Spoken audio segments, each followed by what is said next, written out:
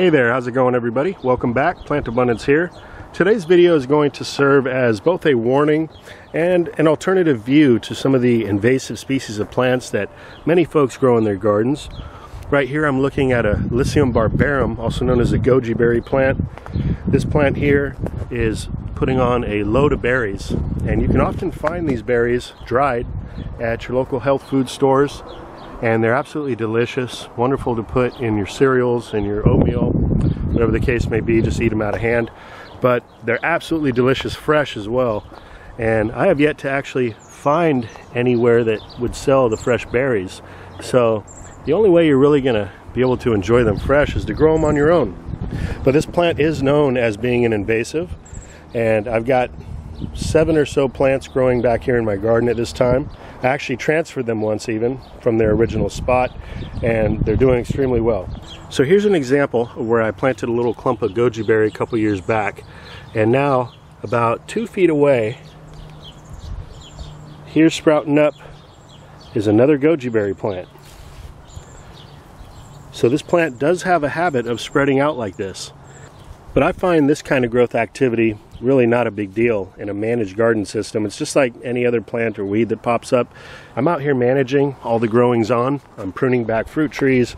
I'm pulling weeds here and there. And on the occasion, I'm also pulling up a goji berry plant. So just using a spade shovel here.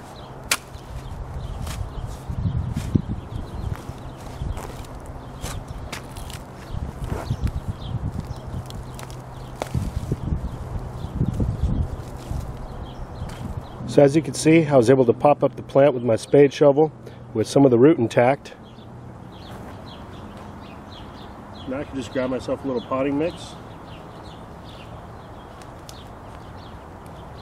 Stick that plant in there, prune the tops off, give it a little water, and there you have it. In about 10 seconds, I've now propagated a new plant just that easy.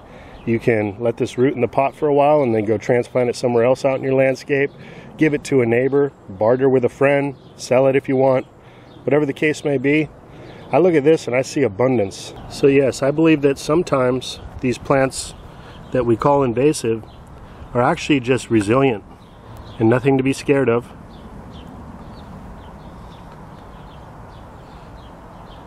But that of course is up to you to decide. And here's yet another example of a plant known to be invasive. Many folks grow this in their garden. This is Helianthus Tuberosa, also known as Jerusalem artichoke. And as you can see around the base of this plant, there's some more little baby Jerusalem artichokes popping up. This one in particular is growing about 3 or so feet away from where the main patch is supposed to be. So last year I had a patch of sunchokes growing here. I harvested everything I could see, stored them in buckets, kept them over winter, ate a few of them, replanted out this year. And as you can see, it came back even though I thought I had harvested everything there was in the ground. There's even one growing over here at the base of the citrus tree.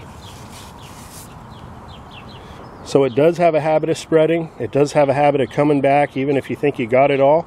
So something to keep in mind. But the benefits to this plant is that it creates an abundant amount of tubers. They store very well. They're surprisingly low in starch and instead store their carbohydrate in the form of inulin. So when the tubers are freshly harvested, because they contain the inulin, they can be good for dieters and diabetics. One word of caution with that is that if you do store those tubers for a long period of time, that inulin then starts to convert to other starches and then becomes very similar to a potato. So then once again becomes maybe not so good for dieters or diabetics. So when I see a little tuber running away like this, all I got to do is just stick my hori-hori in there, pop it up, and that's all it is. And now I can transplant this over closer to where I want the patch to be.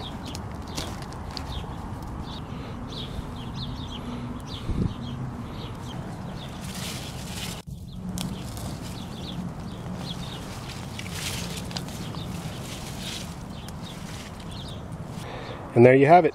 In about 45 seconds, I just took care of those 2 that were running away, and now I've got them contained to the same little patch where I want them.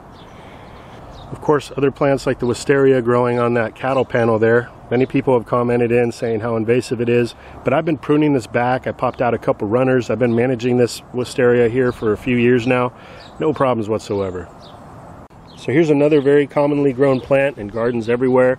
This is also known as an invasive. This is Comfrey, or Symphytum uplandicum, the Bocking 14 varietal.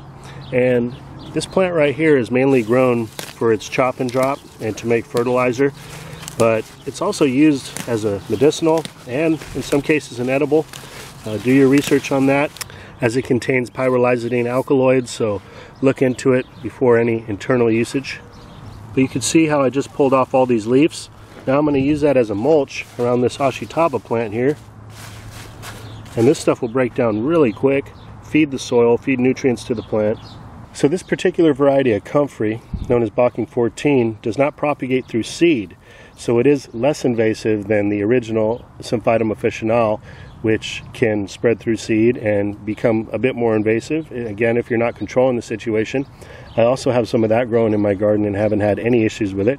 But in the case of the Bocking 14, the clump gets a little bit bigger each year. So at some point you may want to manage that by pulling out some of the clump. You could turn that into a fertilizer or propagate more plants.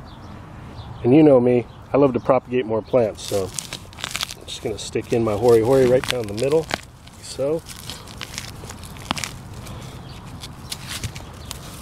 Pop out some of this plant.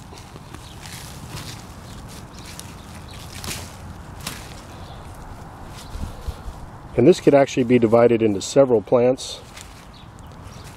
And this here will come right back, flush out some new growth, and look good in about a week or so. So now that I have another Comfrey plant, where should I put it?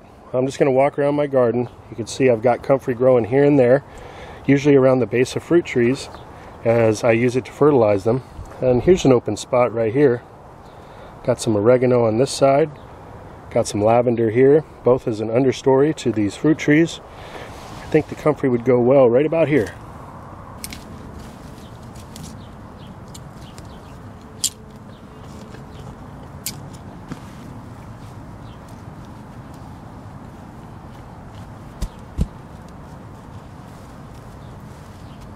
Alright, that one's done. Happy in its new little home.